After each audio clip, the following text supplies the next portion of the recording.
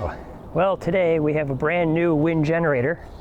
This is model number 56235i. This is a 2350 watt generator, and we are going to unbox it, set it up, and show you how it works on a Tag Boondock camper, running the microwave and the air conditioner.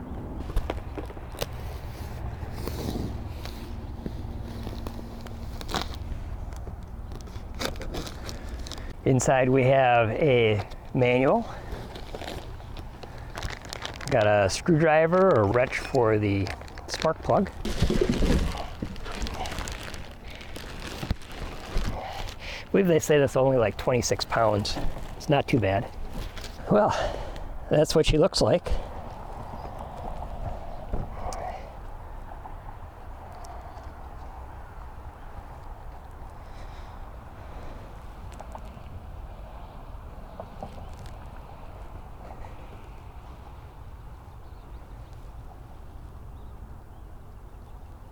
Alrighty, so first thing we're gonna do, put some oil in this thing.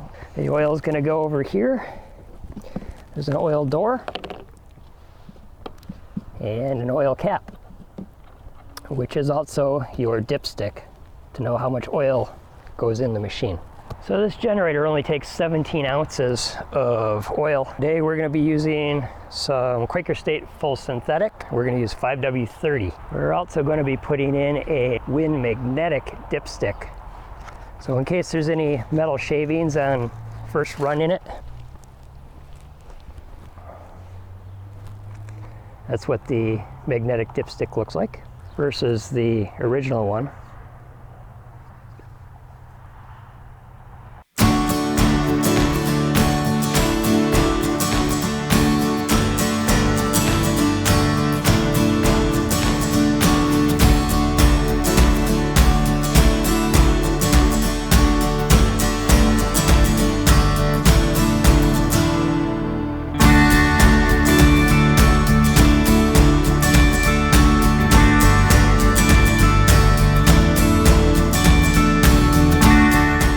I'm actually doing this with the original dipstick so that I can compare where it's supposed to be on the magnetic dipstick, because the magnetic dipstick actually looks a little shorter.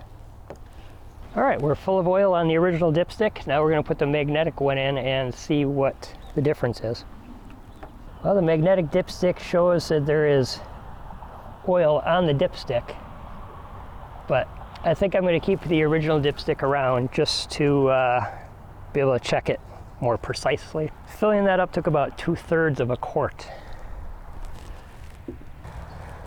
We'll go ahead and put the oil cover back on. See if we can remember how to do this. That looks good.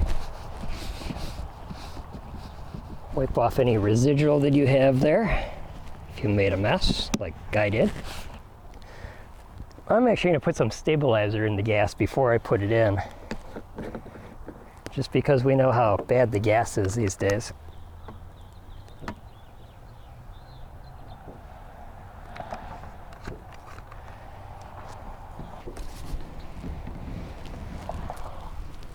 This will hold 1.06 gallons of gas.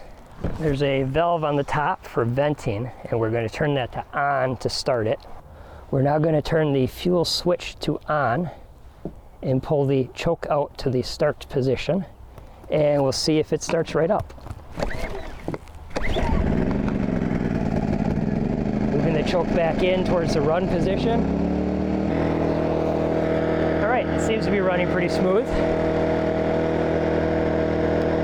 We can turn the eco switch on, throttles the engine down if it's not needing full power. Seems to be running nicely.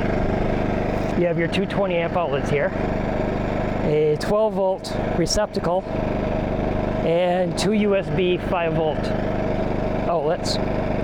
When you go to turn this generator off, turn the fuel setting to off.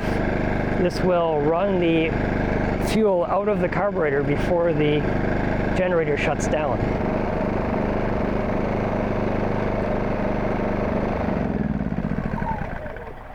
And there, the carburetor should be empty now and run out of fuel. So now you can turn the selector to the off position. I'm going to start this generator one more time and show you that you can turn it directly off without having to run the fuel off.